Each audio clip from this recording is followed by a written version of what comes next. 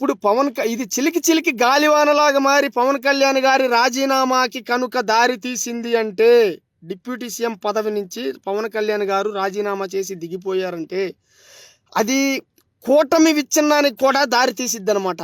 ఆ పరిణామాలు కూటమి విచ్ఛిన్నానికి దారి తీస్తే ఆంధ్రప్రదేశ్ రాష్ట్రం అనేది సర్వనాశనం అయిపోద్ది. ఏపీకి కేంద్రం ఏదైతే ఇస్తుందో అవన్నీ ఎవరిని చూసిస్తుంది? పవన్ కళ్యాణ్ గారిని చూసేస్తుంది, ఇంకెవరిని చూసి ఇవ్వట్లా. అసలు తెలుగుదేశాన్ని పొత్తులో కలుపుకోవడానికే బీజేపీకి ఇష్టం లేదు.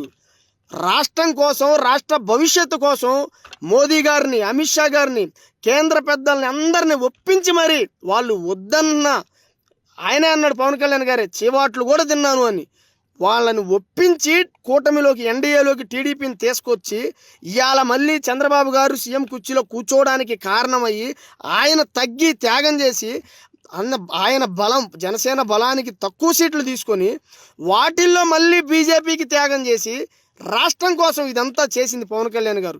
ఆయన రాజీనామా కనుక చేస్తే కేంద్రం నుంచి వచ్చే మొత్తం ఆగిపోతాయి. అమరావతి ఆగిపోద్ది, పోలవరం ఆగిపోద్ది, మొత్తం కేంద్రం నుంచి వచ్చే ప్రాజెక్టులు, నిధులు మొత్తం ఆగిపోతాయి.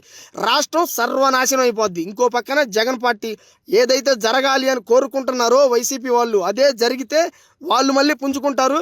ఇప్పుడు ఈ కూటమి విచ్ఛిన్నం అవ్వడం వల్ల లోకేష్ భవిష్యత్తు మటాష్. లోకేష్కి రాజకీయ జీవితం ఉండదు.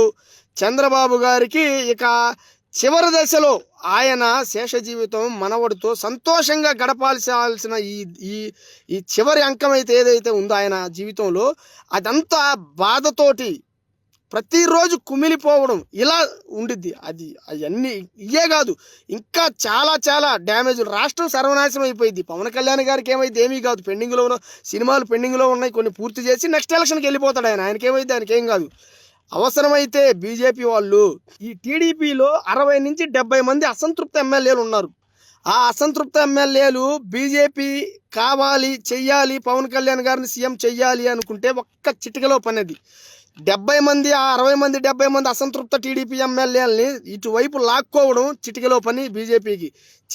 చెయ్యలేక కాదు, పవన్ కళ్యాణ్ గారికి ఎప్పుడైతే అక్కడ ఎవరైతే కొంతమంది టీడీపీ నాయకులు చేస్తున్న అతి వలన డ్యామేజ్ జరిగి పవన్ కళ్యాణ్ గారి రాజీనామాకి దారి తీసింది అంటే బీజేపీ ఎంటర్ అయింది. ఏపీ పాలిటిక్స్లో నేరుగా పంజా విసిరి జోక్యం చేసుకునిద్ది.